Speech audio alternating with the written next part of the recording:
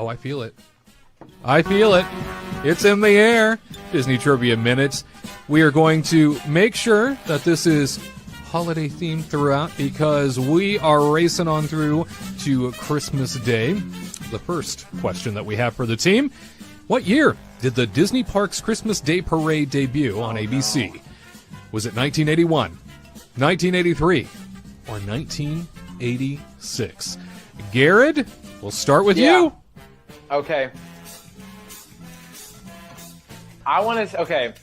This would have been on ABC. Disney didn't acquire ABC, I don't even know. 86. That sounds solid. I don't know. It's, a few years before the 90s when, ABC really took off. So 86 sounds solid. No clue. You're solid, dude. You too, buddy. Thanks for that. Nice work, pal. Thanks, dude. Tyler, what year did the Disney Parks Christmas Day Parade debut? 1981, 1983, 1986? 1986. What makes you think 1986? I don't know. Don't use my logic. Siding with Garrett? I don't know. That's now that you say it that way. Well, it's already been locked in. Oh, shoot. Oh. 1986 it is then. 1986. We're in this together. Congratulations. We're all in this together. Go That's Wildcats. also going to be played a I- lot during the Disney night. Disney Channel night. yeah. I gotta be honest too. I don't think I could handle listening to High School Musical the entire time I'm in Disneyland. I don't think I could do Are it. they going to bring that show back I don't that think I was could- played at DCA? Yes. Forever and ever and ever? they might. High School Musical Pep Rally. It was announced in the release. Oh, they That was did? going Oh, to I be a missed part it. Of it. Yeah. So if you're going to Look at Disney that, I already Channel thought of night, it. you'll see Tyler hitting himself in the face multiple times, just trying to get away from it all. Have the earplugs in. I guess so. Katrina, what year did the Disney Parks Christmas Day Parade debut? 81, 83, or 86? Okay.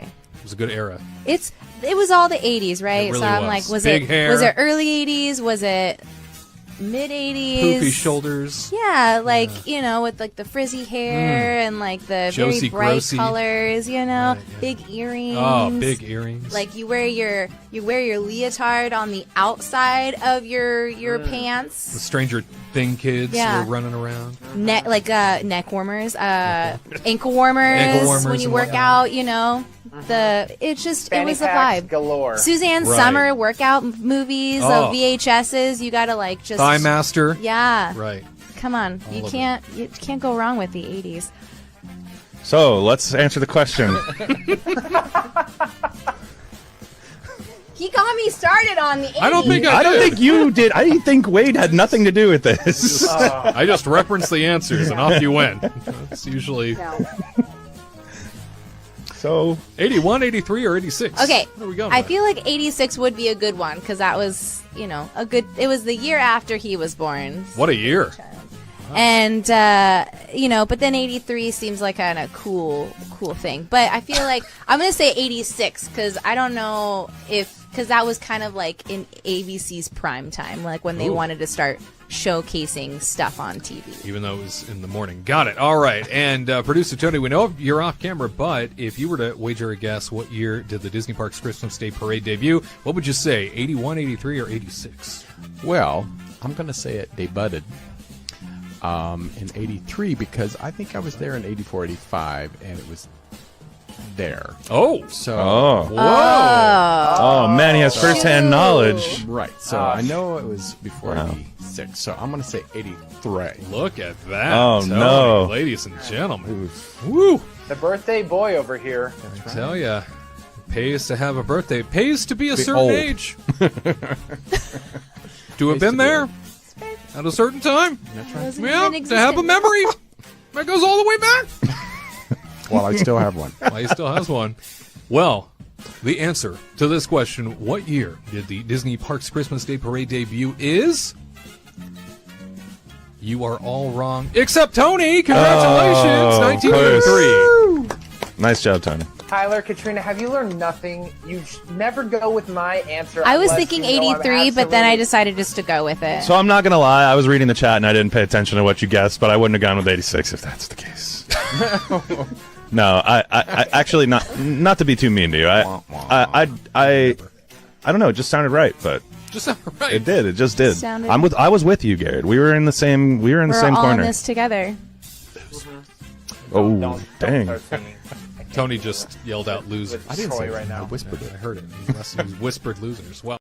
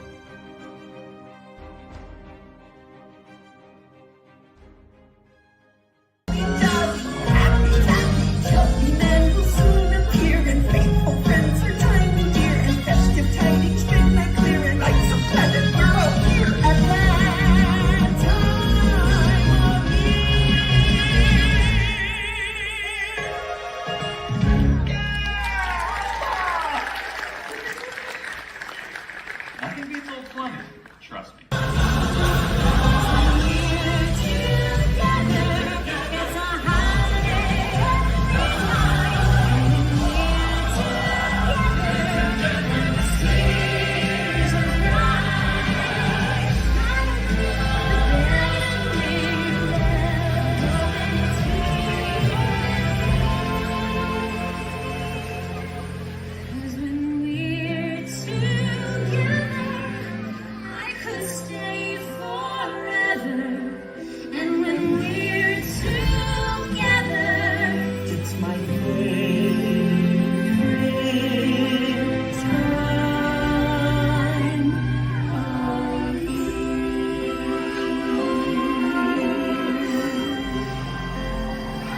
May all of your holiday dreams come true.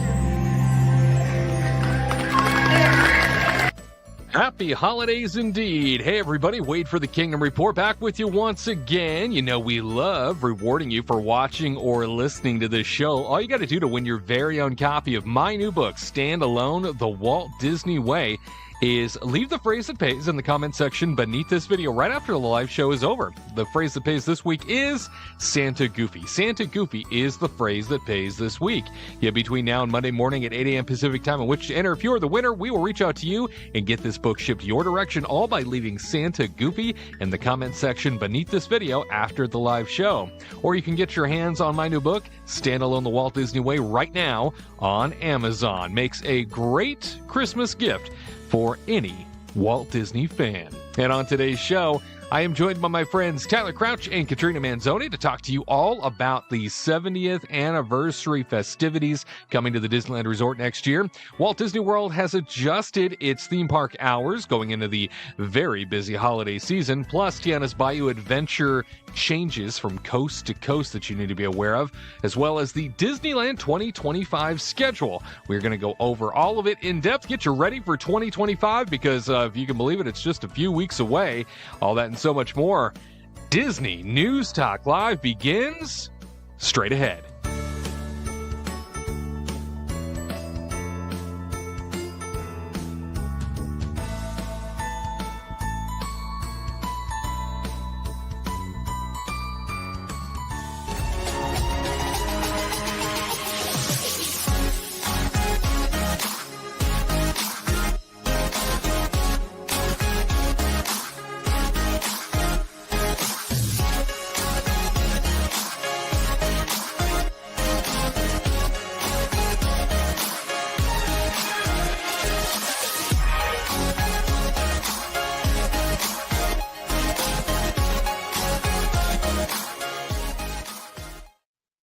Disney News Talk Live, your opinions, your Disney parks experiences. Hey, everybody, as mentioned, Wade here with you, hanging out once again. We have ourselves a beautiful weekend here in Southern California as we get the Holly Jollies underway. Christmas time is near, and I don't know about you, but I can't wait until Santa is coming down that chimney for me and bringing me all the gifts, bringing me all the goodies.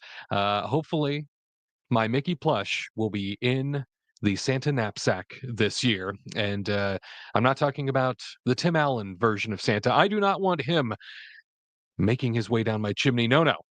I want the real deal, not Tim Allen's Santa Claus, not his wife, Carol Newman, not Mrs. Claus Light. No, I want the real deal this time around. Been a good boy all year. It is what I expect. And hopefully you have been good all year yourselves and got some great things coming your direction when it comes to this very holiday season. As always, you can follow us at Kingdom Report live on social media and make sure you're subscribed to the channel here, the Kingdom Report. Hit that thumbs up button if you haven't done so already. Let's the world know that you are here and you are present and being accounted for and enjoying this very content. Lots of stories to get to today, but before we go that direction, let us introduce the team. Yet again, joined by my buddies, Tyler Crouch. You know him as the one and only theme park analyst. Hey, Tyler. Hello. Oh my gosh, I'm freaking out from technical difficulties, but I think I made it. How you doing, Wade? Don't be freaking out. Don't be freaking out. You got this. All right. You're the man with the plan. Future CEO. That's me. Don't forget. The Walt Disney Company, Tyler Crouch, joining us. What a gift, as I'll always. take your votes. I'll take your votes. You are the holiday gift that keeps on giving. And speaking of a gift, your better half, our travel agent in residency, she goes by the name of Princess Katrina Manzone. Oh my gosh. Thank you guys so much. That made me blush. You should be blushing over there. Beautiful I gal know. with your seasonal spirit. Yay. I know. Hmm. 'Tis the season. When that like little video was playing of the dancing through DCA, I was dancing along as well because I was like, it's been a while and I need to hear that again. Mickey's Happy Holidays. It's one of my Yeah. favorite. You know what? That is such a It's a good jam. that is such a catchy song. Oh my gosh. It really If is. you hear it that day, it just won't get out of your brain the rest of the day. Yeah, I'm still thinking of it. Always rocking out to that same tune over and over again. I completely agree. It's one of those things that, yeah, I remember the first time I heard it and where I was, and I thought, okay, this will never leave my head. It will be stuck with me for at least a week to come. And every holiday season, when they roll that little cavalcade out each and every time, I think, if it were annoying, I might be irritated, but it's not annoying. It's got a great beat. It's good. It follows. It's a good follow along music. You know what I mean? Because as it goes from one side to the other side of the park, you just kind of hear it echo, and it's just fun. It's Christmas. It is a true Christmas bop. A true Christmas bop, you say. Oh, Yeah. perfect phrasing there. Dee saying, she's here. Hello, Dee. Merry Christmas to you. Hey, Happy Dee. holidays. So glad you could be with us. Quentin saying, Merry Christmas, fellas and ladies. Well, Quentin, good to see you, as Merry always. Christmas. A joyful time of the year. Of course, lots of great stories to chat about. As I mentioned at the top, 70th anniversary festivities for Disneyland have been unveiled. We will discuss those in depth, as well as the 2025 seasonal celebrations for Disneyland set to come. In addition, we will also be discussing how the Tiana's Bayou Adventure on both coasts, switching things up a bit when it comes to how you are going to access the attraction. And then Walt Disney World going into 2025 has a lot happening too. We will cover it all for you here today on this very broadcast. But before we get going, always like to throw something out there in the beginning just to whet your appetite, get you talking back. Describe your ideal Christmas day at a Disney property. Imagine, if you will, you are at a Disney property of your choosing, right? You could be at any Disney property. Are you staying at a Disney hotel? Are you waking up on Christmas morning inside of a Disney hotel? What are you doing to celebrate the day? How are you going about that day? Are you dining somewhere? Are you going into those parks? Are you going out of your way to meet a particular character because it's Christmas Day? This is a question we throw out to you. Let us know what your ideal Christmas day would look like. Katrina, this is your time. How would you spend a Christmas day on Disney property? That's a good one. Oh, I know it. Set the scene. I go to Magic Kingdom and I check in and I get to stay inside the castle with Tyler, obviously. Obviously. Yay. And we're going to stay there and no one's going to be in the park. It's just us for the whole day. 0 people, 0 crowds. That would be an amazing Christmas. And then we wake up on the morning of Christmas and there's Snope everywhere falling from, the Snope machines. And we go ride all these fun rides. And then we get back into the hotel, or not the hotel, but our castle, obviously. And we just get ready for a beautiful dinner. And then we go through to the beautiful monorail and we go to Victoria and Albert's and have a beautiful, beautiful dinner. And then mosey on over to Epcot. And no one's going to be at Epcot. They'll kick everybody out and it'll just be us. And then we'll just have the rest of the night at Epcot and watching the beautiful lights at Spaceship Earth and ride the nighttime version of Living with the Land like 40 billion times. And then we get back on a magical monorail back to the room inside the castle and we go to sleep. That's my day. And to all a good night, she would say. Oh, wow. Good night. Goodness. So you've kicked everybody out of the theme parks. Everybody's gone. Ideal Christmas Day. Everybody's gone. Those are your parks to Tyler play and in. Katrina are coming. Kick everybody out. That's right. Their theme parks, their Christmas Day. Well, Tyler, how would you go about spending your Christmas Day at a Disney property? Would it be Disney World? Where would you be? Part of me wants to be back in California, and what was it? I think it's been a couple years ago. Well, almost a couple years ago when it actually snowed while we were there. Yeah. In January. It wasn't grapple. It was snow.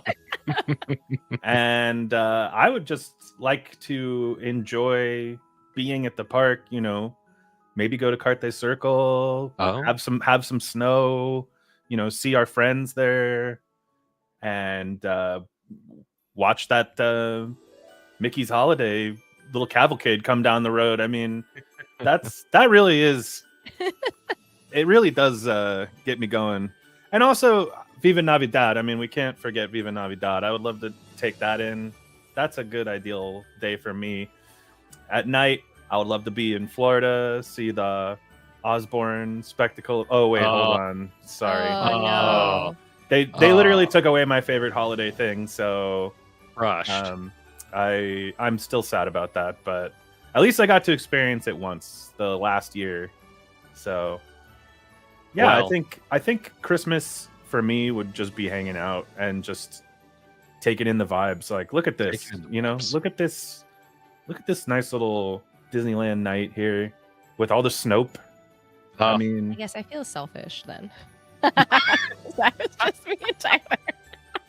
And he's like, it's okay. no, if I was, your day was better than my day. I mean, I would love the whole park to myself, but there's just something about being around the people too. I don't know. the citizens of Main Street. Exactly. It's like Home Alone Lost in New York, right? Or not Lost in New York. I just is that what it's called? Something. Yeah. Home Alone 2, Home Alone right? 2, Lost in New York. Yep. Okay, it is called that. All right. it part of what makes the holidays are all the other people, like Mr. Duncan. And Duncan's Toy Chest. Exactly. Absolutely. Yes. You bet. No, nothing more special than an evening at the merriest places on Earth. What's for yours? sure. I would Wade? say, I don't know. I get this warm feeling every year at this time over at Disney's Wilderness Lodge. Ooh, Yeah, I yes. guess you could say it's very similar, to the Grand Californian in many ways. But there's something just uniquely special to me about Disney's Wilderness Lodge this time of year. Rustic. It is. Yeah, it feels very woodsy. It's got the lake out back. I mean, it's off on its own. I love that about that property during Christmas time. And then on top of it, you've got so much, I don't know, it feels like a cabin in the woods. Like it's got so much charm to it when you think about how the holidays are portrayed, in popular culture. And a lot of times it's the cabin in the woods in the snow, even though there's no snow there in Orlando. It's still a very warm atmosphere. So I would wake up there. I think I would head on over to Magic Kingdom. I'd have a VIP guide to whisk me through. I'd still let people in. I'm not Katrina. I'd let you come enjoy your park day. And I would take my VIP guide to get myself to the attractions that I would like to get to. And I know Christmas Day, typically Christmas week, right? It's always madness at the theme parks. But I think I'd open my presents. I'd have all my family with me there at Wilderness Lodge. We'd head over to Magic Kingdom, spend the day, and then there in the evening, much like you, Katrina, I think I'd go over to Epcot at night and magical. Yeah, take in the holiday sights there, all the while sucking back cocoa after cocoa. Ooh, delicious. Yes. Bring it on. That is a good movie. Yes, right. You never even seen it. Coco? But he loves it. Oh, I thought you said bring it on. Oh, I did say that too. Yeah. Yes. Yeah. No, yeah. Coco. What he's referring Coco, to. Yes. Coco's amazing movie. You hit you in the feels. This gal, I tell you. Well, great to hear ideal Christmas days, and I hope that your Christmas day coming up is just as perfect as that. Let's dive in, though, to some of the news of the week. Disneyland Resort sharing with us them big details when it comes to what the 70th is going to look like next year. If you haven't heard, the Disneyland Resort gearing up for their big 70th anniversary. July 17th, 1955 is when the theme park opened, and the kickoff will begin next year, May 16th, and run through summer of 2026. There will be the theme of Celebrate Happy. Celebrate Happy will be the theme this time around.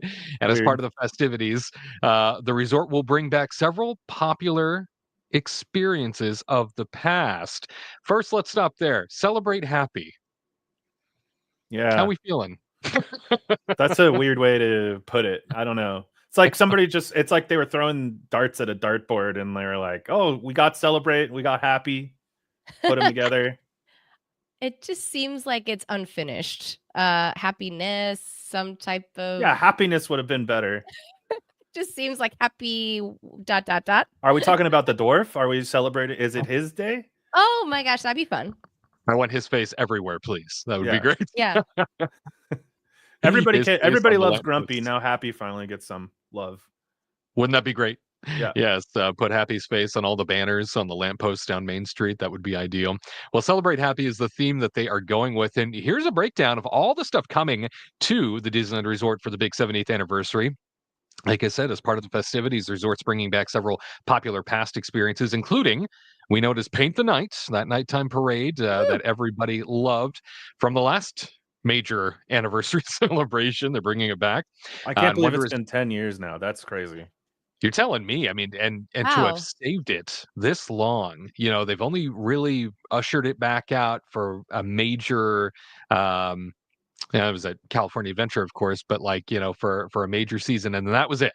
They really have kept this thing under wraps and kept it protected. I'm more impressed. Disney tends to have this ability to run great things into the ground really quick. They oversaturate. Once they realize something works, they're like, oh yeah, soak. But I feel like for this parade, they have kept it very much a well-guarded treat. And I think it's smart, to keep this a parade that people yearn to see again. Not like that, other parade that they brought back out every few years and said it would be the last time every time. But this parade, well protected, and I think it makes us that much more excited to see it. Am I right? Yeah, I mean, that's that thing, right? It's like, oh, it's back, and then it's at Disneyland again, so everybody's gonna be like, "Wow, I'm so excited." Back where it belongs. Well, at least Yes. they'll be able to add on some of the stuff they had to take off through DCA because of the low points through Right. like the what is it called? The trolley. Yep. So at least they'll be able to put some of like was it the seashell back on for Ariel's hmm moment? So that'll be nice. Those taller floats will finally have their moment again. Yeah. Did they Bring it say they're on. going to take down the power lines? But DCA? Well, it's not going to be at DCA. It's at Disneyland. Oh, But they will be taking that down because the trolley's going away. The But- worst. do we? I mean, I just because the know. trolley's going away, it doesn't mean they have to get rid of the power lines. Well, I mean, why sure. keep them? I know. I mean, are they going to get rid of the rails? Ambiance. Probably. You guys think they're going to actually get rid of the rails and the power lines? I know I'm changing this whole thing. Sorry, but I don't think when you say I the think they'll rails, probably do you mean redo the the track? rails. yeah, the track. Yeah, the track. They'll get rid Track. of it. I think the track will be kept because I think that's I think that's really expensive, but I think an overhead takedown will probably be a lot easier. Okay. Hmm. I thought it was. I don't know. I thought they would keep it for the vibes. I mean, I feel Ambiance. like I don't know. I feel like above is more of a distraction than below. Sure. You know, I don't know. yeah. I think of how Disney tends to look at the way in which things are presented and what the show looks like, and it's like, well, if there's no real purpose to have a distraction above you, then why would we keep it there? It's getting in the way of other things. Sure. I mean, we've had a dilapidated people mover track though for like 2 decades. Touche. You're right. I take it back immediately. You're absolutely right.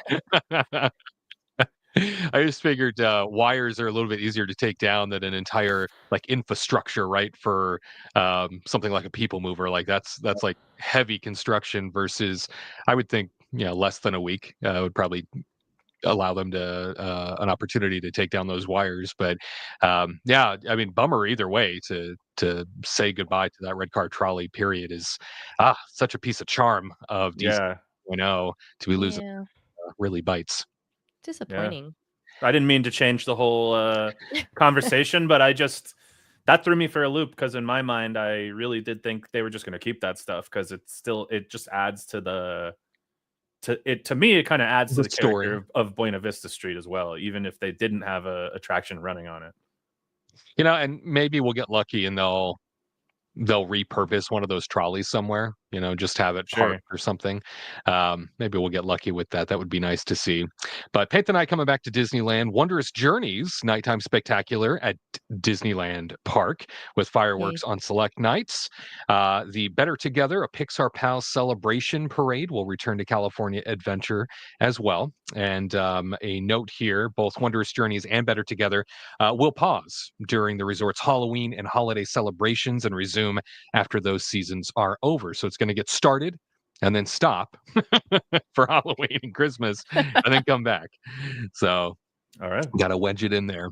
And the 70th anniversary celebration will also include a new nighttime spectacular called World of Color Happiness. Wait. Whoa. So now they have happiness. They couldn't do celebrate happiness, but they'll do happiness for World of Color. That doesn't make any sense. Well, say I don't make the celebrate rules. I don't make the rules. This is what they have decreed. Disney. Happiness, World of Color is coming. And new nighttime projections on Carthay Circle Woo! at California fun. Adventure.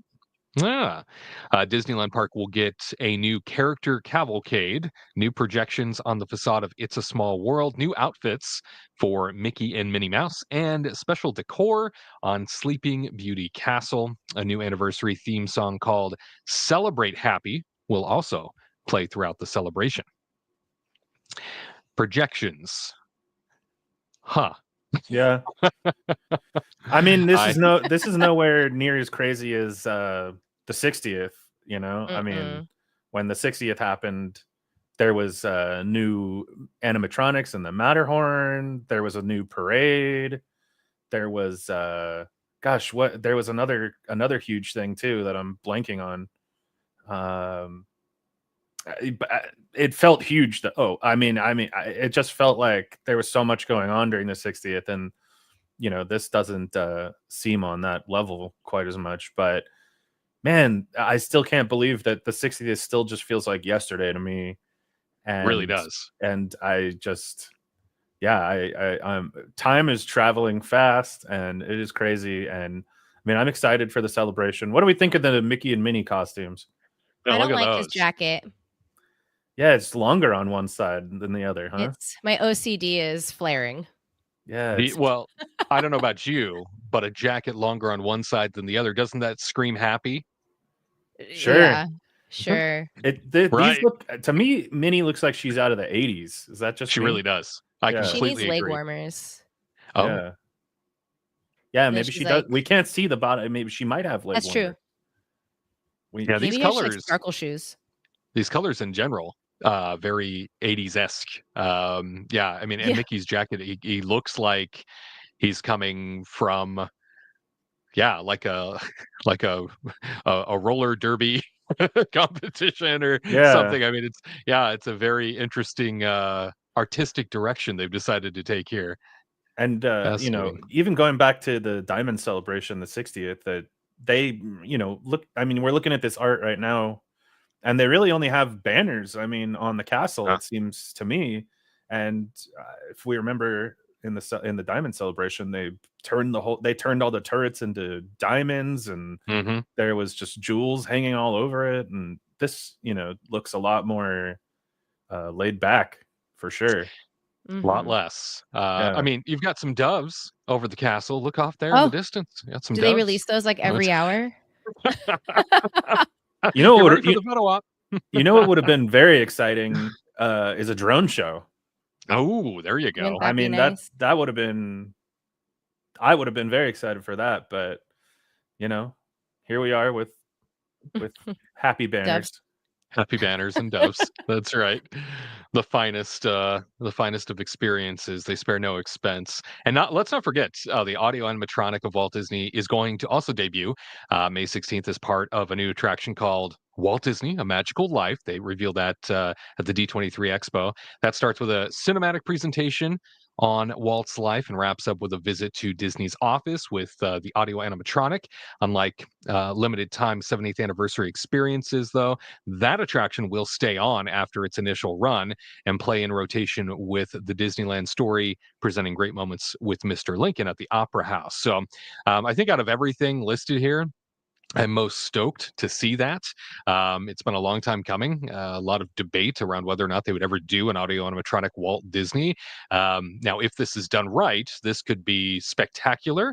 If this is done on the cheap, or they have not thought this through, and there's a million ways they could have not thought this through, it might be one of the biggest disappointments we've ever seen. I'm going to err on the side of positive for now until I see it in person. But yeah, I mean, overall, the breakdown of what we have here, I was just struck myself after reading through all of it. I thought, boy, this sure feels like a rehash of a lot of things from the past, and not so much outside of the World of Color that's debuting for this. Really, there's not a lot going on for the 70th, kind of as you were alluding to, Tyler. Yeah, I don't know. It doesn't seem like that exciting to me. I think a lot of people will think I'm crazy, but I'm not like the biggest World of Color fan, so I'm not really too stoked on the new World of Color. And I don't know. I think the coolest thing to me is Paint the Night coming back. That should be really fun. Yeah, and they did a new fireworks show for the Disneyland 60th as well, right? And they're not going to do that.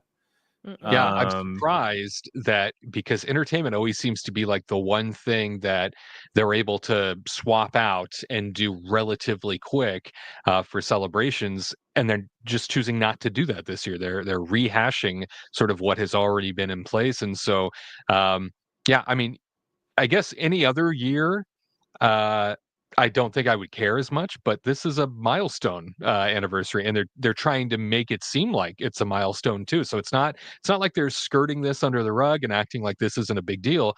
they're trying to make it sound like a big deal, but then you look at the list and you think, well, but we've seen this before.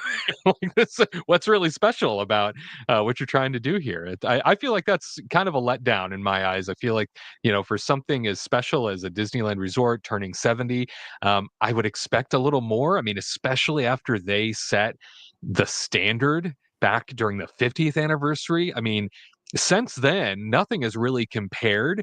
But, the 60th, I thought they did a great job ushering in a whole slew of new, at least entertainment. Very odd to me to be sort of going back to, I guess, the cabinet, and dusting things off and bringing these out. So I don't know if Capital just was not approved for Disneyland 70th like they expected or what, but here we go. I mean, at least we get Paint the Night. Yeah, I think That's true. It's a larger problem, I think, where we're getting things cut constantly and prices are going up. That's just what the theme continues to be ever since COVID, to be honest with you. Shame. Yeah. It's true. Well, yeah, bring on Paint the Night. Always grateful to have its presence no matter what. And hopefully, Walt Disney A Magical Life show will be the honoring of the man that I hope it will be. That is, I'm really looking forward to it again. I think that's the one real standout to me for the 70th anniversary coming up. And hopefully we will see that show alone touch all of us right in the middle of the heart, Katrina. Oh, Smack us in the sweet. heart. Are you going to be there on opening day on the 16th of May? Of course. I'll be right there screaming. Ready to go. First in line. Screaming with my Walt Disney merchandise. A plushie? His face on my shirt. My Yeah. Walt Disney For Life hat. You bet. Sure. You're going to grow a mustache? A mustache. We'll have Bring that. cigarettes. That's right. Yeah. Bring my Walt originals. That's right. You look out. I'm coming. May 16th, all of this kicking off for Disneyland's 70th. Moving along now, the seasonal events for 2025 at the Disneyland Resort. They have not forgotten about those. We see a full breakdown here. Everything from Lunar New Year kicking the year off as it traditionally does, and then finishing up rather with Disney Festival of Holidays, November 14th through January 7th of 2026. Looking through here, though, I think it's funny to me that they've included the 70th celebration in the midst of all of these, even though these won't be happening in the midst of the 70th. Yeah. So interesting that got shoehorned in there. Happy to see that the Food and Wine Festival, as always, is returning for that long period of time. Although I do feel like something like a Food and Wine Festival, it does so well. It's always so much in demand. Be nice to see that go stretch on into the beginning of May, especially since the 70th doesn't kick off until, was that 2 weeks into May? But other than that, anybody going for Anaheim Ducks Day, a California adventure? I would love to say yes, but no. Not for you. Remember when they used to have Mighty Duck Pucks? Do you guys remember the ice Duck cream Pucks sandwich? The Duck Pucks. Yes, I do. Oh, yes. It was 2 chocolate chip cookies with vanilla ice cream in the middle. Now that was my Bring them jam. back.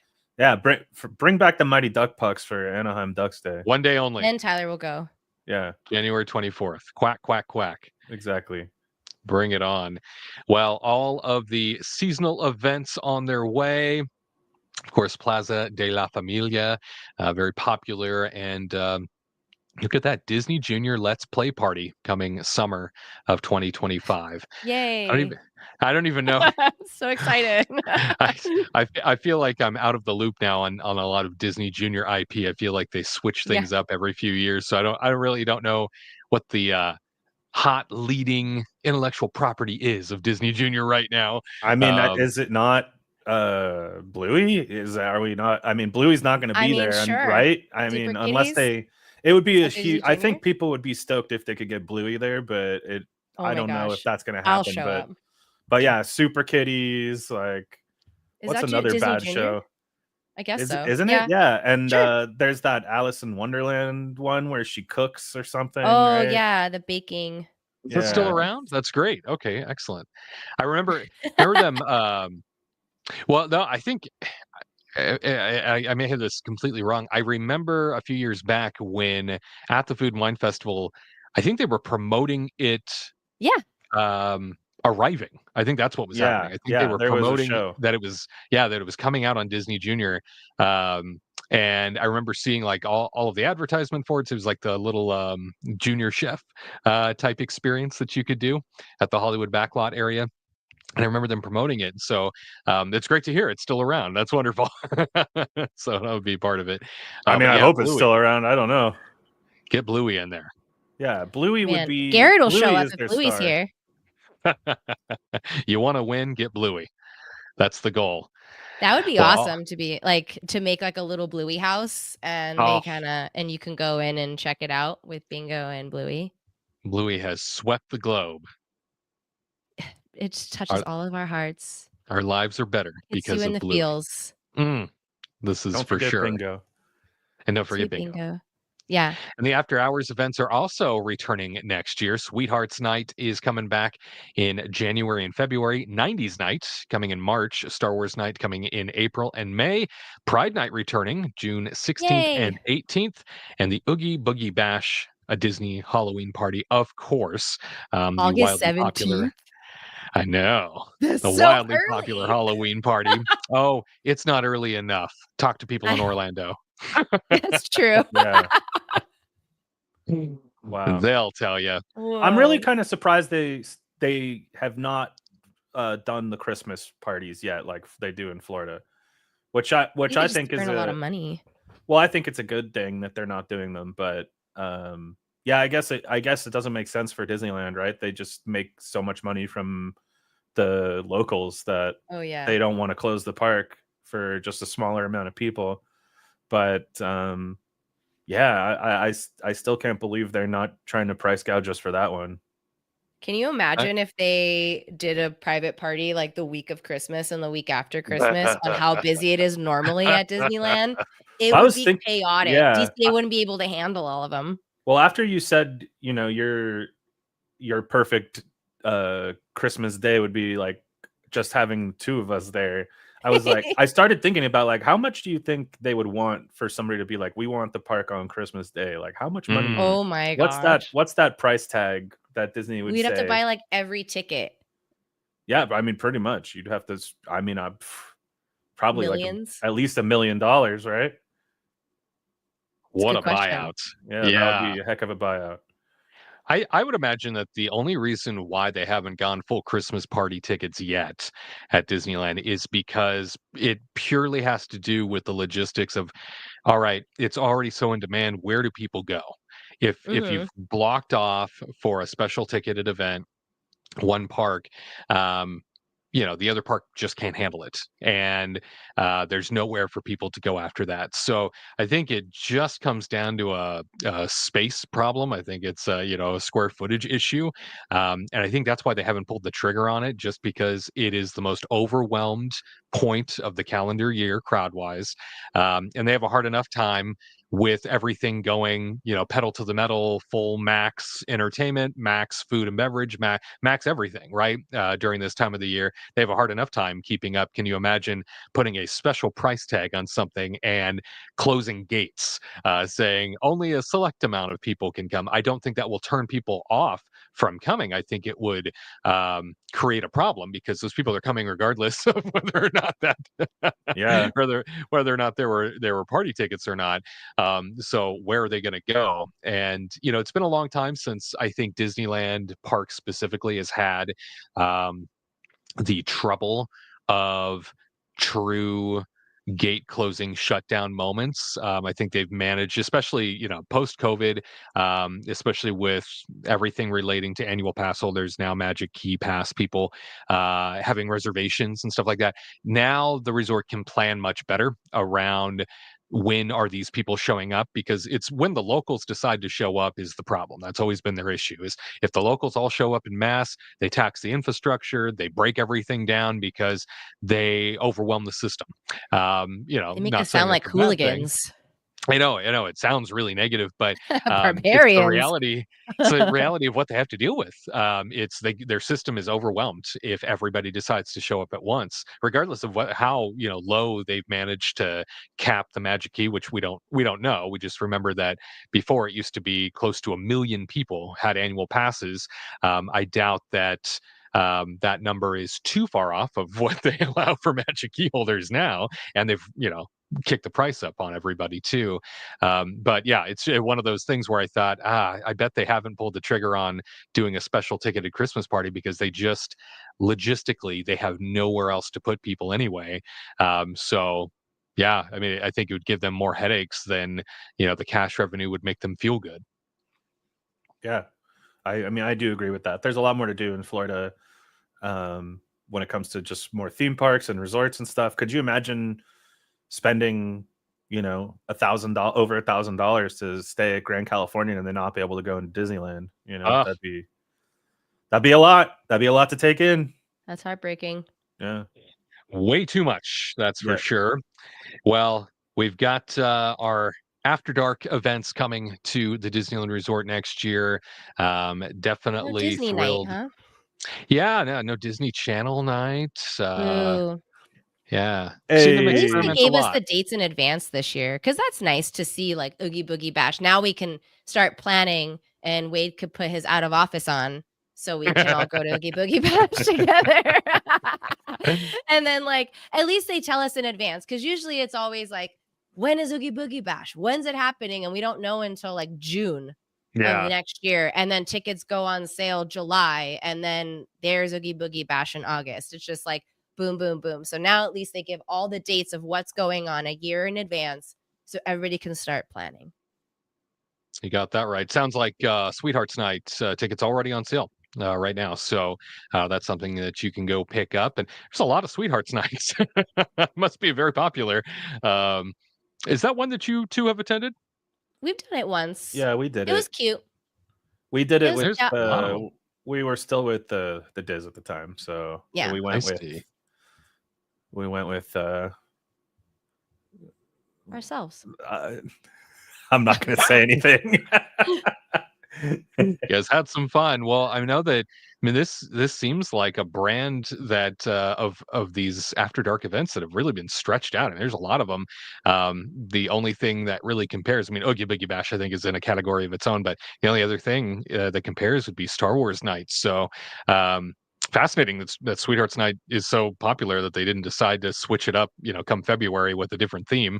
Maybe February would have been a better month to have a Sweethearts Night for Valentine's Day, and January could have been something else entirely. But, a lot of Sweethearts Nights there. If you're listening to this and you are heading to Sweethearts Night, or you have gone to Sweethearts Night before, let us know your thoughts and whether or not you are going to be attending one of these mini events coming up in 2025.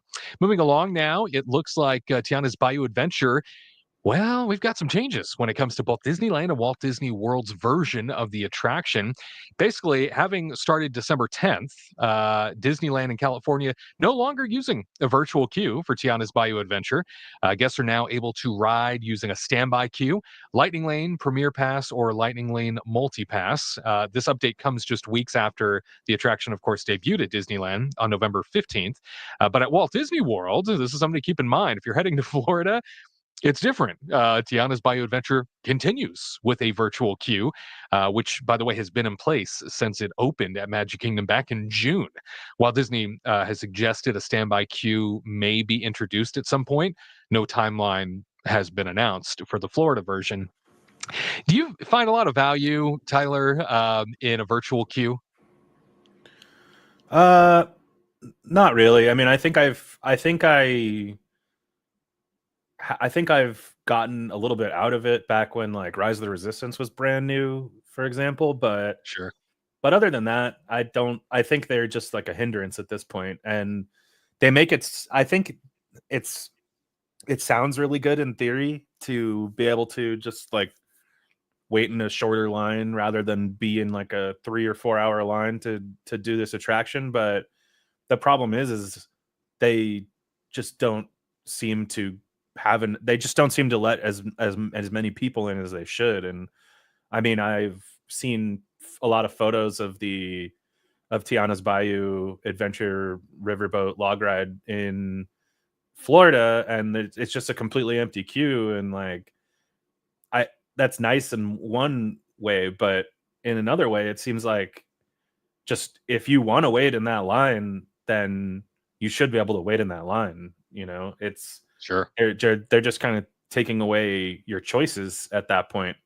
And I think the other thing is too is I do believe a lot of people sign up for these things, and then like especially the early times, if you sign up for it and you're like, okay, well, we're not going to the park till like 3 or something like that, and then you get your boarding time at like 9-10 a.m., then you're just not going to show up. And so I think the queue fills up, and a lot of people aren't able to make it, and they don't compensate for that. It seems to me that just seems like the biggest issue on my side. And of course, too, if you miss it and it's like the one thing you wanted to do, then like if you flew all the way out somewhere to go on a ride and then you miss the virtual queue because you're not tech savvy enough, then you're out of luck, and that's a huge bummer.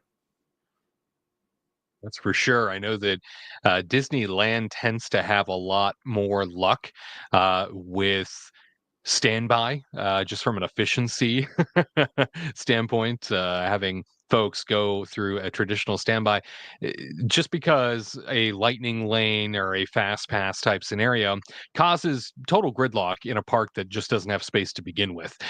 So standby traditionally tends to do a whole lot better at a place like Disneyland than Disney World. And I think knowing that virtual queue is still something being adopted out in Orlando versus Disneyland, it might also play to how popular these attractions really are, based on their individual properties. And I know it's been very much an in-demand experience since it debuted. Anytime something's brand new, it usually is.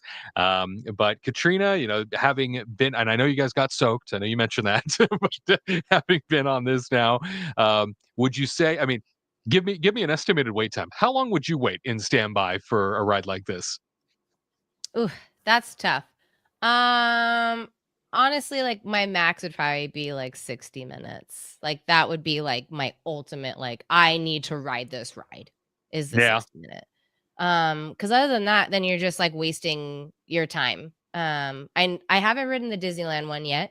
I've only done the Disney World, and right now, like I don't know, I haven't really heard if they've adjusted the water levels for it. So pretty much like, but when it opened, everybody was getting soaked, right?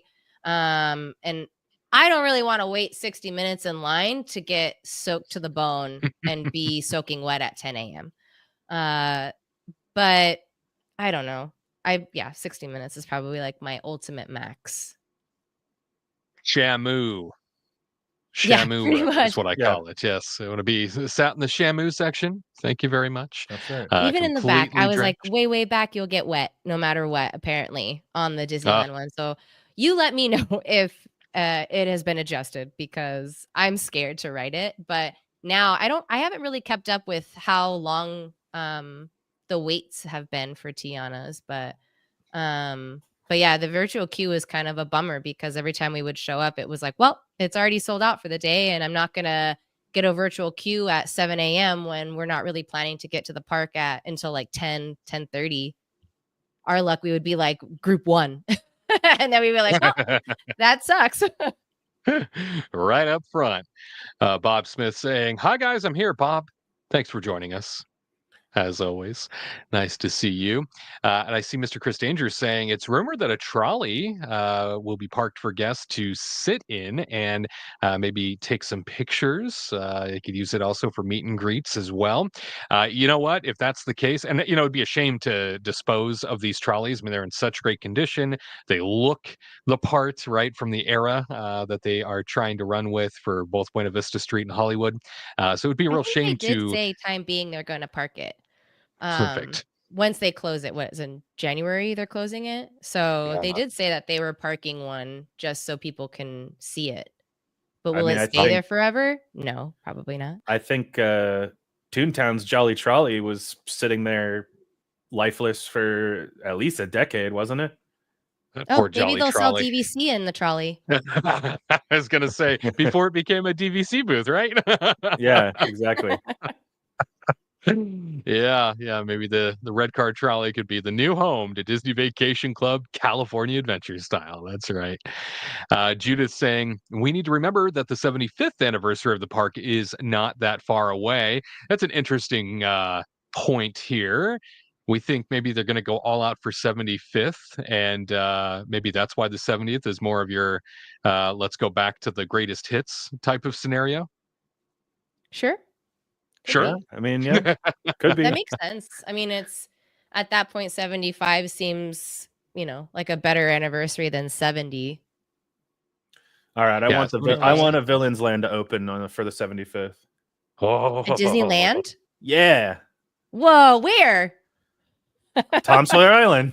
Oh, okay. Maybe they'll fix the people mover. Let's make it happen. Quentin saying, could we please get Nightmare Before Christmas Haunted Mansion in Orlando? Oh, I think people would be pissed. Yeah, I think there's just so many tourists there that they're afraid to, and I think they're even just afraid to shut it down for even just a couple weeks. It's something that That's people true. want to see, and that would be, I don't know. It would be I think epic. that's their reasoning, that they're just like, because at Disneyland we have so many locals coming all the time that they want to have reasons for them to come back. That's why they do it, to get locals to keep coming back. But I don't know. I mean, I would love them to do Christmas overlays, on different rides for sure. I just don't know. I think they're worried about alienating their tourists. Or international guests. Exactly. Sure. I mean, they've spent so much money to come over, and then you change it on them when they want to see the original. They're kind of like, ugh, okay. I mean, I guess it's cool for them, but they wanted to see like the original one. Hey, they should get Stitch to TP the Haunted Mansion. I immediately knew where you were going with that. That's fantastic. And Dee saying, had a wonderful time at the November 12th Very Merry Christmas party. My only disappointment was another year of missing Candlelight Processional, planning my Candlelight Processional trip for next year. Yeah, I've always been weirded out, I guess is the correct term here. I've always been weirded out by the fact that Epcot starts its like festival of holidays, its Christmas celebration in December, whereas everything else at Disney World holiday season starts in November. And I've always thought that was a very weird thing to do. It's a very bizarre, like you've brought people out for all the holiday magic, but you're going to start something a month later than everything else. And I guess maybe that gives you a reason to go back, kind of like Dee is mentioning here.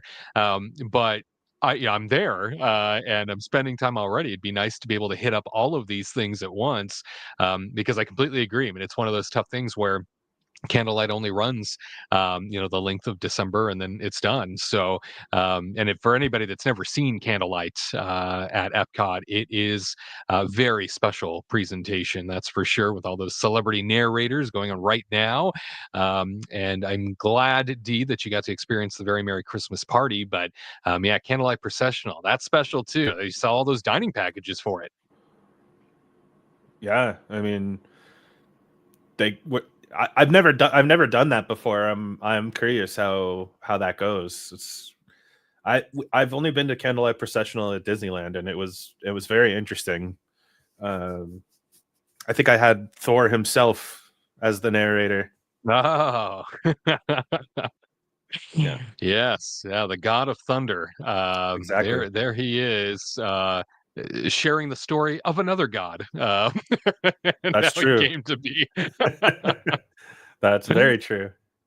I think it's it's a very heartwarming, hitch in the feels kind of presentation, and certainly the Disneyland version very different from what you would typically experience at the Epcot version. Same story and everything. However, the Disneyland version, it's only on the course of 2 nights. Just happened here, as a matter of fact, on the West Coast. Just happened at Disneyland this year. Catherine Hahn, the host this year. Did you guys see that? I did see clips. Saw some photos. Yeah. Yeah. They brought out the witch. It was Agatha all along. They brought out the witch. And that's the other thing is at Epcot, this is a major event that they sell dining packages around and, books out every presentation, every show throughout the entire month of December. Disneyland, it's a secret until the day they do it. So who's going to be the narrator? And you're only lucky if you get a seat because it's really just put on for the community. It's really just put on for the dignitaries and the people that help Disneyland Resort do what it does each year. And that was really originally what it was in general. From Walt Disney to the community, it was his gift to the community. And it wasn't supposed to be like a public spectacle, but he realized, I think, over the course of time, people really enjoyed being there for it. And so now a lot of folks end up coming and sort of squatting, I guess is the best term I can use. They come and they squat all day in Town Square just to get a peek, just to be close to the presentation because it's so spectacular. Whereas Epcot, I mean, it's like an attraction. It's a full-blown attraction for the month of December. So it'd be really cool if, they could still do the traditional candlelight processional in Town Square those 2 nights for the community.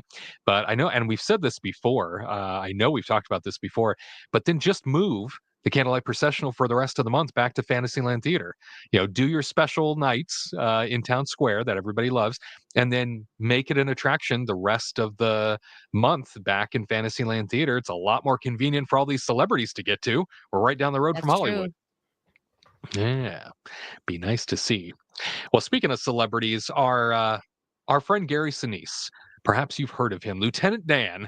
A lot of people know him as, he does something very special each year for military families and families that have lost loved ones in the military. And he does it in conjunction with Walt Disney World.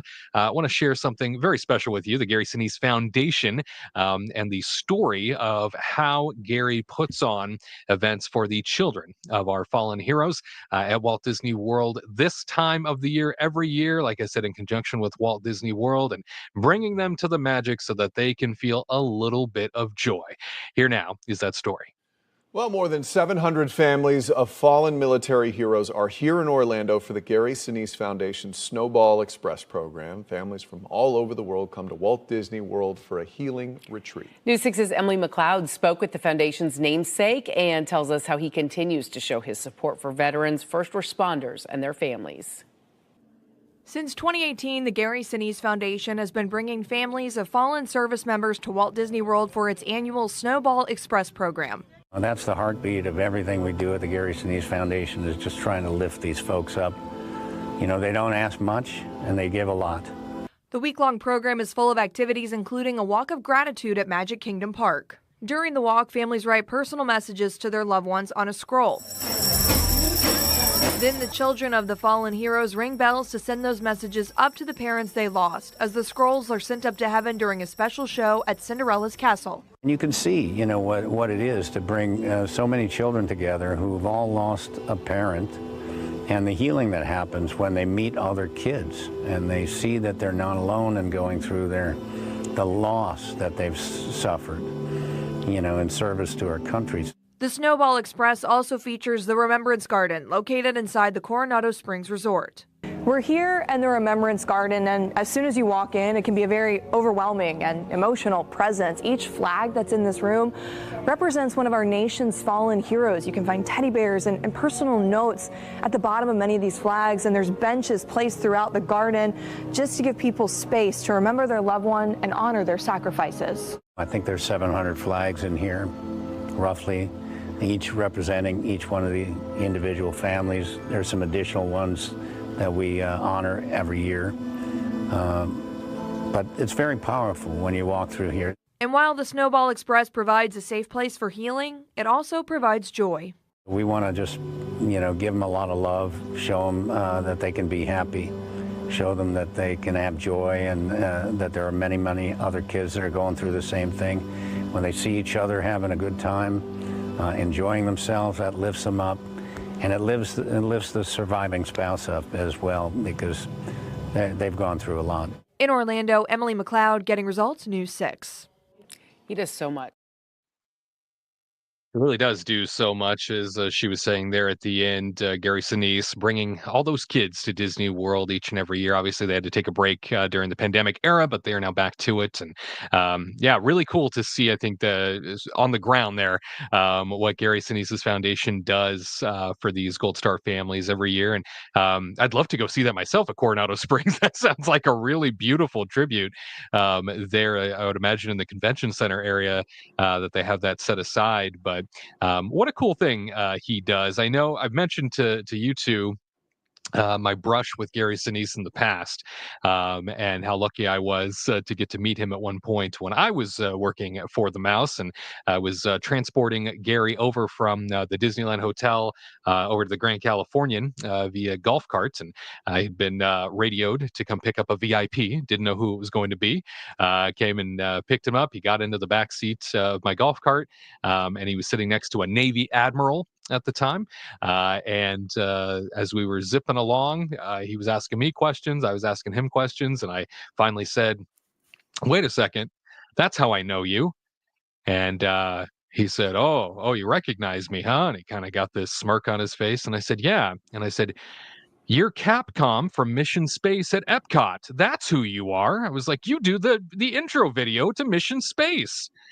And he said, I can honestly say, he was like, that I've never been recognized for that. He's like, but yeah, that's me. Let's not forget, he was part of the entire Mission Space version 1 experience there at Epcot. And yeah, what a great guy he is. A lot of fun in which to get to chat with.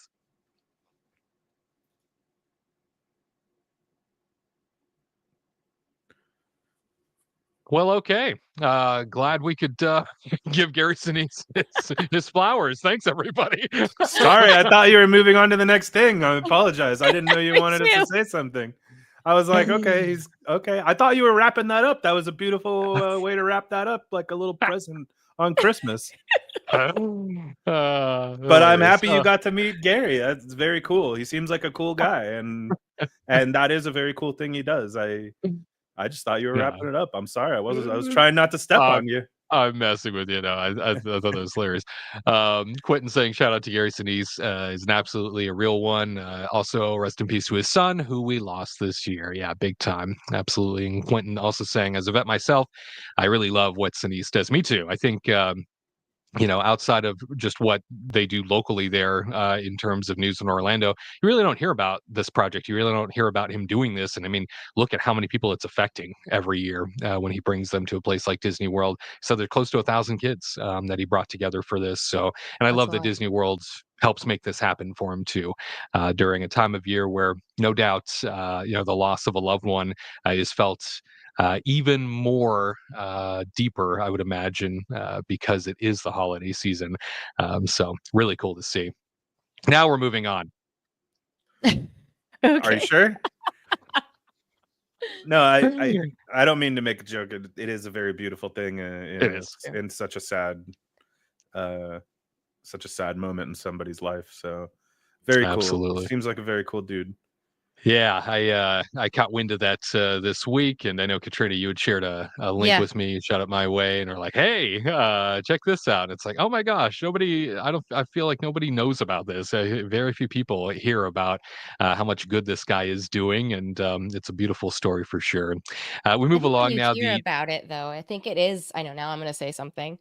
I think it is beautiful, like what he does. I think it would be gross in a way if he used it as a promotional thing. Oh, right? sure. He does it as like something to do for the children instead of Mm-hmm. saying, come kids, let's have all of these things and I'm going to get publicity for it type of thing. And so Right. this is more genuine. And that's Oh, what I love to hear absolutely. is like you kind of get a whisper that he's here and then you know that he's doing good for kids. Absolutely. Yeah. I mean, more so along the lines of, receiving contributions to his foundation so he can do more of this.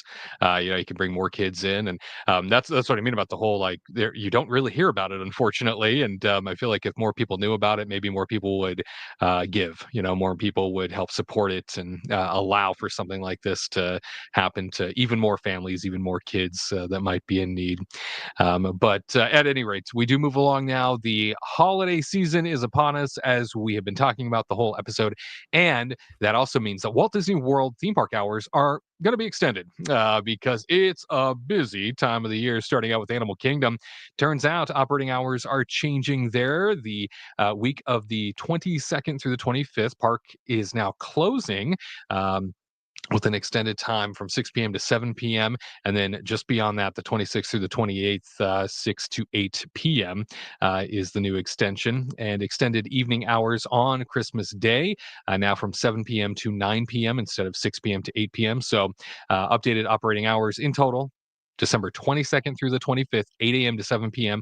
And the 26th through the 28th, 8 a.m. to 8 p.m. Over at Hollywood Studios, early entry is changing for the Christmas week. December 26th through the 28th, early entry now begins at 8 a.m. instead of 8:30 a.m. And operating hours are changing, where December 26th through the 28th, park opening is now moved up to 8:30 a.m. from 9 a.m. keeping the 9 p.m. closing time, and updated operating hours in total, 26th through the 28th, 8:30 a.m. to 9 p.m. Of course, the most in demand of all the parks, Magic Kingdom, early entry changes, 24th through the 28th, early entry is now beginning at 7:30 instead of 8:30 a.m. And operating hour changes, the 22nd, the 23rd through the 28th, so 22nd being extended 9 p.m. to 10 p.m. and closing is extended on the 23rd to 11 p.m. 23rd through the 28th, park opening has also been moved up to 8 a.m. with closing extended to 11. So you see that there. I don't know why they wait every year to do this, but every year they revise up. Every single year they do this. Just to give news, right? Is that it? They'll just throw it out there and then also throw something that's closing in between the news. They'll be like, oh, we're changing hours. And also this is closing, but we'll wrap that up and cover it up. It's something they tend to adjust just because the throngs are there. They always need to. So neat to see all three parks giving you a little bit more time if you're heading out there during the busiest time of the year. And Epcot, no changes. So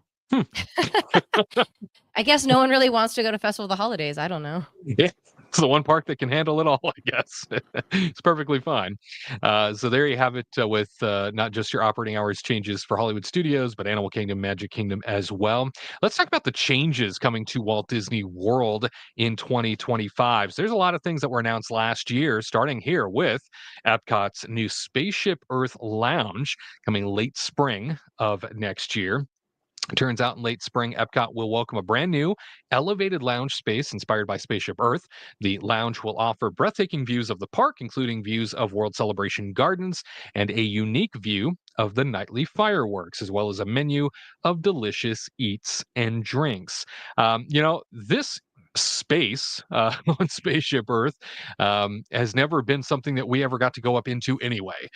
So it's nice that they are utilizing space that already exists and now allowing people the opportunity to go into it. I always think that if you have space that you're not using in a theme park, what a waste to not be using it to just gobble people up, because especially during a holiday season, so I'd imagine this place next year around this time going to be very busy, going to be very active. Anybody stopping by the lounge late spring of next year to take in some epic fireworks spectaculars from across the lagoon? I guess. I feel like this is going to be a very long wait once it opens. It's going to be wrecked for a while. Yeah. This is the type of thing they're going to need a virtual queue for more than Tiana's, I feel. 100%. Yeah. I mean, I'm excited to check it out. I don't think we're gonna be rushing there like opening week or anything. And I'm curious if they're gonna sell like dessert packages or something in here for the fireworks. I guess it's too far away, maybe, like for the I mean, they could fireworks. sell But anything if you just believe. I know. Well, they sell dessert packages at the stupid Tomorrowland That's true. thing That's in the worst view. Disneyland. So, and I just can't even believe that people pay for that. But I'm excited to go. I think Epcot could use some more kind of loungy areas. Epcot is a tiring park. If you go around that loop a couple times, you're going to be walking 20,000-30,000 steps. So I mean, nice to have a little place to kick back for a little bit. How expensive do you think the drinks are going to be now that this is going to be open? Like 25 min? Oh, I mean, it's going to be very expensive. Yeah. Well, I think they'll be cheaper than that because I think prices are still a little cheaper in Florida than they are in California. But yeah, if this was a bar in California, I would guess that they would be selling drinks for like $25 for sure. I'm guessing more in the $19, $20 range. Oh, you're very optimistic. Yeah, we'll see. Very optimistic. Since we're I not mean, it getting seems cool. Hopefully, they have like good munchy foods, But yeah, I don't know if there's like a kitchen. Really, it's more. Yeah, of I don't like know. I'm not sure. prepackaged, right? I don't know where that would be coming from either. Yeah, I don't know if there's a kitchen area there. I mean, it used to be like a corporate lounge, right? Like right. So maybe there is a kitchen. I know there's still. Hey, what do we think's going to happen to that corporate lounge that used to be in Dinosaur? They have a McDonald's corporate lounge in there, and are they going to tear that down when they build Indiana Jones, or what's going to happen? Maybe they'll open it up and it will be a museum. Something like that. Maybe they'll build a Jacques Lindsay's too. Yeah, that'd there be we fun. go. Yeah, I could see Joe Rohde getting in on that. Oh yeah, he yeah, could Joe probably Rohde. make a really cool space. I would love Joe Rohde to come back and do some more creative stuff for Disney, but I have a feeling he's out. I have a feeling he's like, oh, I'm good. Well, he has been spotted doing the rounds with Imagineers, so I'm hoping. Oh, okay. Well, maybe I could be wrong. Hoping there's more to it than that. I know that him walking through Epcot here a couple months back with some of the name tags and kind of looking dumbfounded at what they did with the lighting in front of Walt on the ground. Oh boy. Yeah. You can only imagine the types of feedback he must have had for the Imagineers. But at any rate, Spaceship Earth Lounge coming late spring 2025. We got another rest stop, another lounge. We'll call it a tavern, the Pirates of the Caribbean Tavern, coming late summer 2025 to the Magic Kingdom. It's an all Pirates of the Caribbean themed area. And it is going to be what Disney is calling a first of its kind experience. It'll extend the story of Pirates of the Caribbean, opening in Adventureland. The lounge will also feature the return of the Barker Bird, also known as Peg Leg Pete, an iconic character from the original attraction. I don't know how big this is really going to be. I mean, the concept art it's hard to tell, right? It's one of those things where it's like, am I just looking at a corner here? How big is this place really going to be? I can see this being very much an in-demand space based on what it is that they will be offering. Outside of some traditional drinks, I would assume there's going to be some things to eat here too. I don't know if this is going to be more along the lines of Gaston's Tavern and just offering some grab and go stuff, or if it traditionally is going to be much more of a sit down type atmosphere because everybody's seated. I mean, it makes it look like that. I really hope it's going to be sit down. I do too. Well, they're making it look like. I mean, if it's Oga's Cantina, you're going to be standing, but I'm hoping that it's going to be along the lines of something like that, where there's like seating and you can sit and there's like a maximum time you can be in there. I almost feel like with this pirate guy on the counter, they're trying to make it look like, an Adventures Club type of situation where there's going to be like some actor in there. But they found out they don't like that model because people just hang out and they don't buy drinks. So they've got to have some way of getting people in and out, or they're just putting that guy on there to make it look really fun. And I would tend to think maybe it was the latter, but it is weird that they have this guy up there kind of almost seeming like he's putting on a show. Maybe it's a drink or something. If you buy it, that's what happens. Kind of like a Trader Sam's for kids. I mean, yeah. I mean, it kind of the fact that there's a kid in the artwork too just kind of shows you the type of thing they're.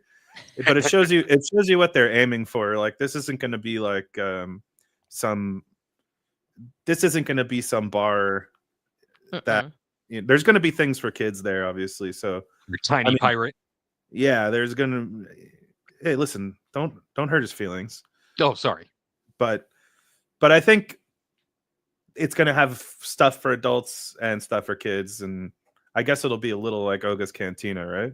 Everything's going to be pre-made, like hands down. They're not going to be making drinks in front of it. It's just going to be like a high markup, pre-made drinks, and then like themed cups that you can buy.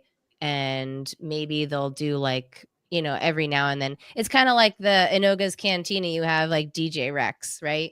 So like he's like the main person. So there might be like a pirate that comes out and starts like, shouting something, and then you kind of continue with your time, right? Or maybe they'll have the 30s the servers kind of do every something. 30 minutes. Yeah. Comes out and gets everybody riled up and then disappears. And then there's like a max of 90 minutes. And then once you're done, you're out. That type of thing. They definitely saw the popularity. That's for kids too, right? Yeah. Yeah. I mean, there's a few drinks that don't have alcohol, and you can get some snacks there. So I would imagine it's similar to like Oga's type of thing. Yeah, we got this guy in the back who's standing in front of about 10 different little taps there. And I really do believe they're not going to be mixing any drinks. They're just going to be pouring pre-made things. So sugar, sugar, sugar. Sugar, sugar, sugar. All the mosh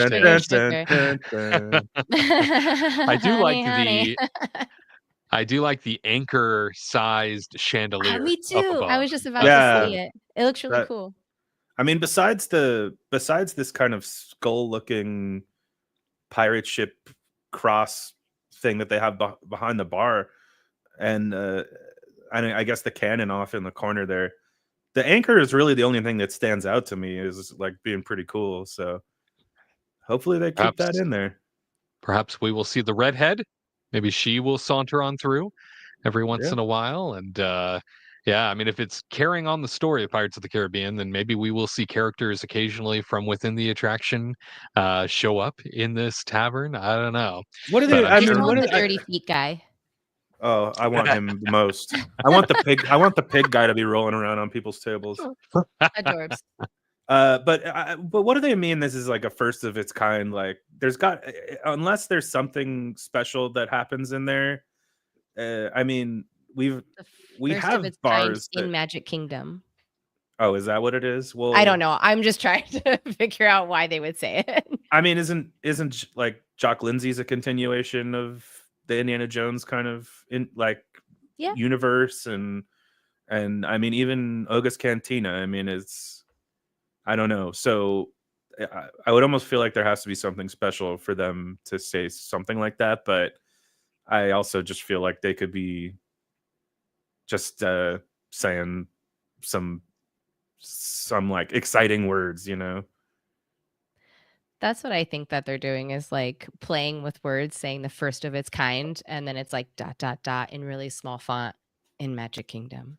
Yeah. First of its kind here. That's right.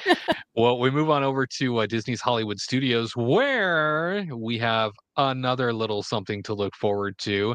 The Little Mermaid, a musical adventure, is coming. I don't know if you've heard, but it's on its way. In the summer of 2025, Little Mermaid will be returning to Animation Courtyard in Disney's Hollywood Studios in a new way, they say. The reimagined Little Mermaid, a musical adventure, will be a stage show featuring songs from the animated classic. So just how different? Not sure. It was sort of long in the tooth during its last incarnation. Certainly had been through a lot, it looked like. I mean, it kind of felt like you were stepping into the 90s every time you would go into this theater and watch the puppet show. Yeah. I would imagine just maybe a few a few more tricks up their sleeves when it comes to technology, and everything will probably be a lot more shiny in this atmosphere. Great to have the show back, though. Yeah, it's about time. I mean, I think that, I mean, of course, things, a lot of things were closed during COVID, but if you think about it, I don't think they've done anything with this building for 5-6 years now. Nope. So just been I sitting honestly there. thought it was going to be like just a storage space. I just thought like eventually they were gonna take that marquee down, and it was either gonna be nothing, storage space, or they were gonna come up with something completely brand new. But no, they're like, let's do Little Mermaid again, which I'm kind of surprised by, especially in Hollywood Studios, which, like, I don't feel like the Little Mermaid fits there at all at this point. But here we go. Hey, if there's a rejuicing of the animation courtyard, I'm all for it, as long as they really are going to go through with it, because I feel like the animation courtyard, the whole idea of that animation corner of the studio was something that, especially as a kid, like stood out to me as like, oh my gosh, this is where all the magic happens. Truly, they got away from that about, I don't know what, 10-15 years ago, entirely, and it just kind of stopped being that for the longest time. And so I figured with the sunsetting of this attraction, beyond COVID, I figured, okay, this whole area is probably going to be remade into something else, which is why I thought Monsters Inc. Land was going in over here. But now we've learned, no, it's taking over Muppets Courtyard and that whole backlot area. So, I mean, if they're going to go all in and repurpose Little Mermaid and bring her back, I hope that animation finds a new home in this courtyard as well, and that it lives up to its name. Same. Yeah, that'd be nice. It'd be nice to see. Yeah. So that's coming back to us over at Magic Kingdom. We've got a new parade to look forward to. Disney Starlight Dream, the Night Away Parade. That'll be fun. Finally, though, right? It will be fun. Like finally a nighttime parade is. I feel like it's just, I don't know. It could be like more magical, more epic at Magic Kingdom because of how big the floats can possibly be. Big and grand. You know what's interesting to me about this art is that these people don't look anything like these just look like cast members, people cosplaying as characters. Yeah. I agree. Like I'm like, who's that? That's not Elsa. What? But I guess that it's interesting they're going with what these characters will probably look like in the actual parade. Like just you would expect like a Peter Pan and Elsa to look like they do in their movies, though. But it's lower expectations here. Yeah. Here's what they're really going to look like. Yeah, I thought the same thing. I was like, this is bizarre concept art. I'm not used to this. Yeah. Usually the concept art is like the total dream version of what it should be, and then you're faced with what it really is in person. Exactly. But yeah, you're right. It's like a snapshot of what we'll actually see. Yeah, which I'm not opposed to. I just think it's interesting that I feel like Disney is very into their storytelling. So I'm surprised they're not, I'm surprised they're okay with these random faces on these beloved characters. It says, taking inspiration from the legacy of the previous Main Street Electrical Parade, this new nighttime show will feature characters and stories from films like Peter Pan, Encanto, and Frozen. I know that, the Blue Fairy from Pinocchio is also supposed to be there. So I think based on the concept art that they shared also back at D23, it feels to me, at least, like this is going to be long time coming for Magic Kingdom. Something that should have been there all along. Something that absolutely will be, I think, a cornerstone piece of entertainment for Magic Kingdom for many years to come. So it's nice that they're finally getting a nighttime parade back. And for as much as Disneyland 70th is taking old things off the shelf and repurposing them again, it's like, well, it would have been nice to have had a new nighttime parade, at Disneyland. I'll take Paint the Night, don't get me wrong, but would have been nice to have had a new parade for the 70th. Happy Magic Kingdom's getting some love, though. Yeah, it'd be nice to have a new. I've always been a fan of a good nighttime parade. So very cool that we're getting a new one. That's for sure. And I don't know if you've heard here also, but Hollywood Studios getting Disney villains unfairly ever after. Yeah, coming summer of next year, a new stage show has been announced for Hollywood Studios. That show is going to arrive in summer and will feature appearances by dozens of the villains we love to hate, including Cruella de Vil, Captain Hook, and Maleficent. The production will transform Sunset Showcase into the realm of the magic mirror, where these dastardly foes will break the glass to take the stage through live production numbers. So I get the impression that this is leading the way into helping us understand how Disney villains are just misunderstood and they need a whole land. That's true. Yeah, It's a portal. This is another weird one to me. I don't have I mean, I think it's a cool idea for a show. I just think it's interesting where they decided to put it. It's like, tucked away back behind Rock and Roller Coaster. It's very interesting to me. Hopefully the show is cool. I mean, I like the villains. I'm really excited for the villains land. And if we can get a really cool villain show, I'm all for it. Spread that villain's wealth, Katrina. I know. I'm curious what the premise is. I hope it's just not kiddie, like too kid-centric type of cheesiness, but like good music, like comedy kind of thing. You want it to be real raunchy, do you? No, not like raunchy, but I just don't want it to be like Disney Junior stage shows. Oh, I don't think we'll get that. I mean, if they're villains after all, I think they will be edgy. True. I just want them to like play into the villains and not make it like, oh, I don't want to make it too scary for the children. And I mean, unless they scared sacrifice Handy Manny on stage or something like that. Oh gosh, that's scary. No. I don't think it'll be that edgy, but no, I think you'll definitely get a lot of inside jokes, a lot of adult jokes because they're villains. I think they'll be tiptoeing around that line. I always feel like the villains are good at that. It's kind of like when you get to meet the stepsisters of Cinderella, for example. I feel like they are always very edgy. I feel like they're always very. I would be surprised if this show was that edgy, to be honest. Really? I hope you're right, but I do have a feeling this is a very family friendly, I mean, I'm just looking at the art and it looks very colorful and Descendants, I guess it's a good way to put it. Like, gives me Disney Channel vibes. Yeah. I mean, they are replacing Lightning McQueen, are they not? Yeah, in that atmosphere. Yeah, his little racing academy things. So, well, I mean, I feel like I would go see villains over Lightning McQueen and his racing academy. I feel like I'd go back there. Does it there. hold a lot of people? I feel like it didn't really at Lightning McQueen. I feel like it can, and they didn't have it set up for as many people as they could hold. I feel like based on, I remember what I saw there, and I remember being really sort of surprised by like the bench seating that they had, and I thought this is, I thought this is.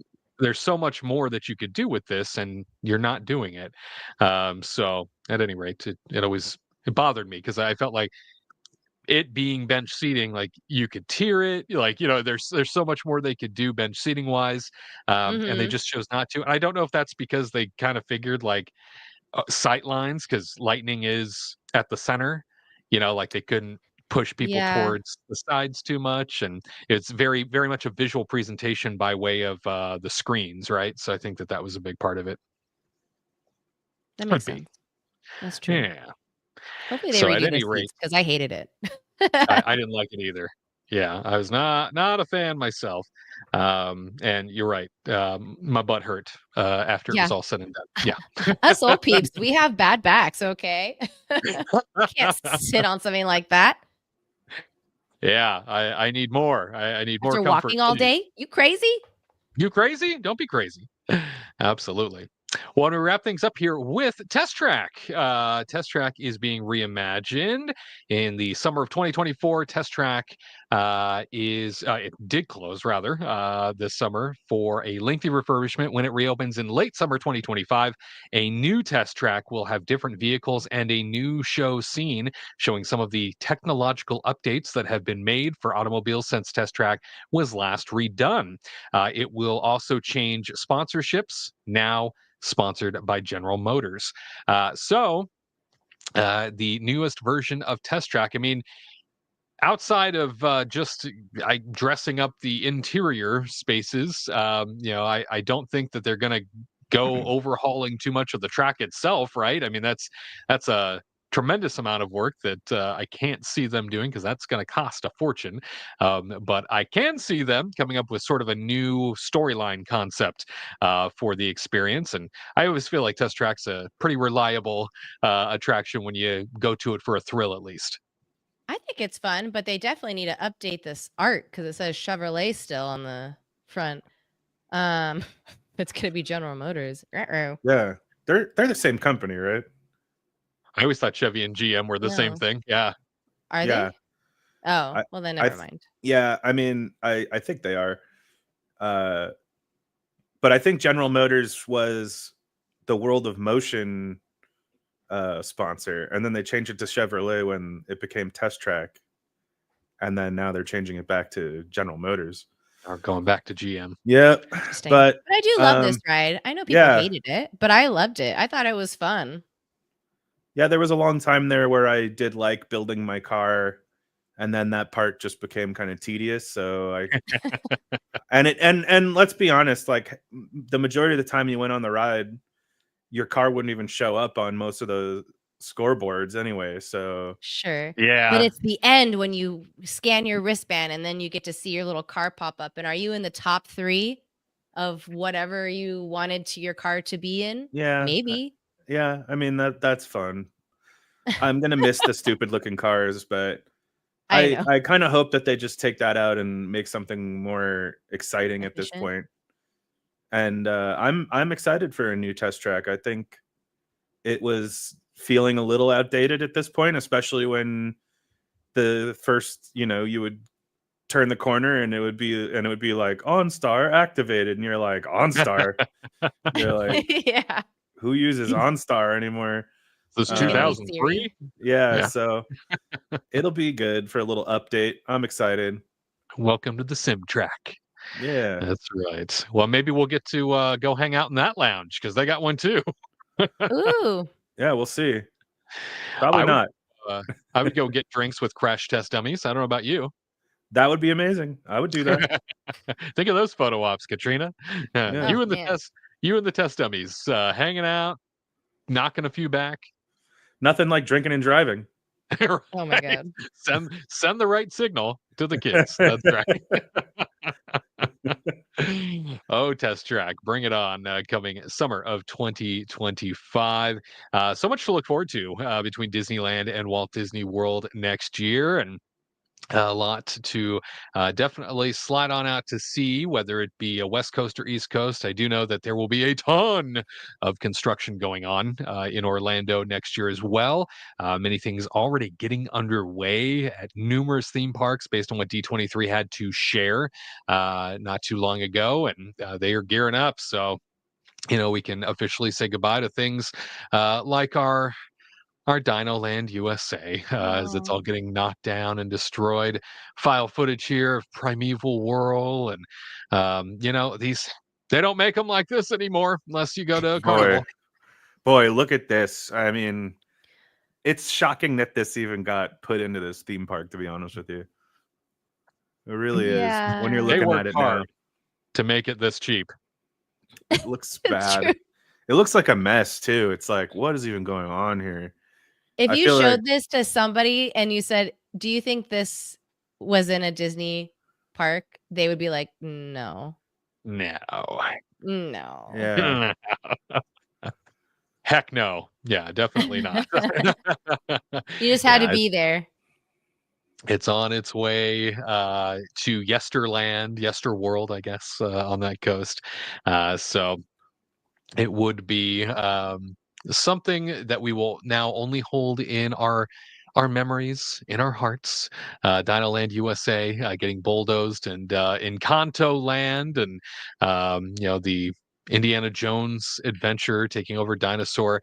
Animal Kingdom is going to look very different here in the near future. And then, of course, Magic Kingdom with its expansion plans, not just paving over the rivers of America for its Cars themed attractions, but also building out Villains Land there at Magic Kingdom. Let's not forget Hollywood Studios as well, on top of what we already shared.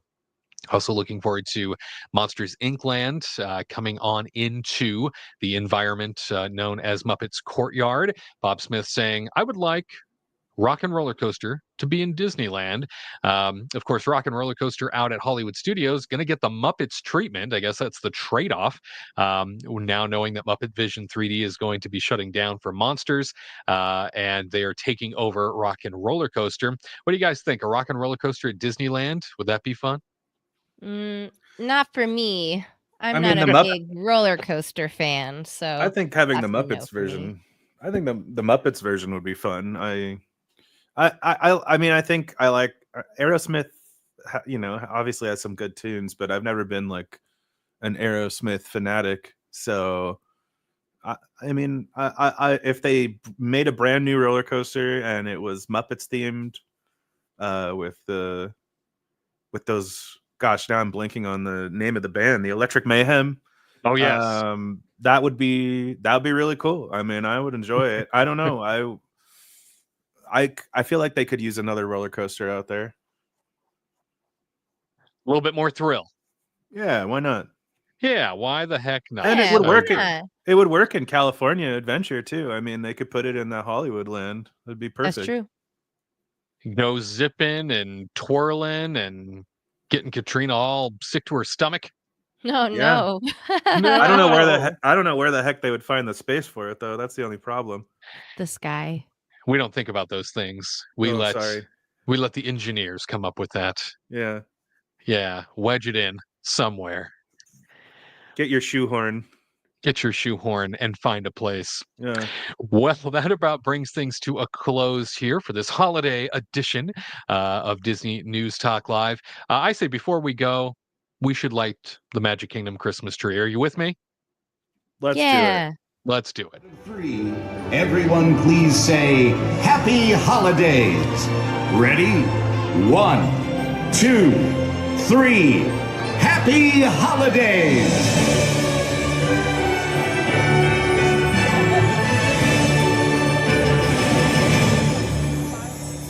And a very merry evening to one and all. That was glorious. Good times. We'll never know if that tree got lit or not, but it's lit in our hearts. That's true. That I think is for sure. Well, it has been a pleasure once again spending some of our weekend with you. Hopefully you've enjoyed spending some of your weekend with us. I wish you two a very Merry Christmas as we venture out into the thick of the holiday season here. And hopefully just on the other side of Christmas, we'll be back in front of cameras for you, sharing all of the joy going into 2025. Any final Christmas wishes? Any final words of encouragement, you two? Well, Tyler? Happy holidays to everybody. I hope you all have a great time. Much love to you guys. I'm very thankful for everybody that likes to come and chat and watch and lets us have a good time talking about the things we love, even though I do like to give them some crap sometimes. We, of course, love and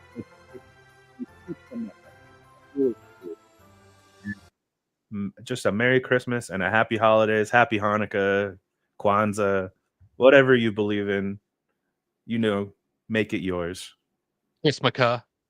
Christmas. I just want to say Merry Christmas to everybody. Happy holidays. Thank you so much for watching and being with us this year. It's been so much fun. And I wish everybody has safe travels if they're going anywhere. And then just stay happy and be with your loved ones. and Well, watch Katrina, very fun, cheesy Christmas movies. Katrina, you're in luck because we're going to celebrate Happy next year. That's right. We are That's so celebrating true. Happy. I can't wait. The best dwarf. So happy. 70 H. years of Happy. That's what we're Yeah. going to be doing. Yes, and the cheesiest of Christmas movies. You're right. Judith saying Merry Christmas to all of us. Merry Christmas, Judith. And Bob Smith saying much the same. Bob, back at you to all of you that spend time with us. It means the world. And we will see you next time for another installment of Disney News Talk Live. Until then, a very Merry Christmas.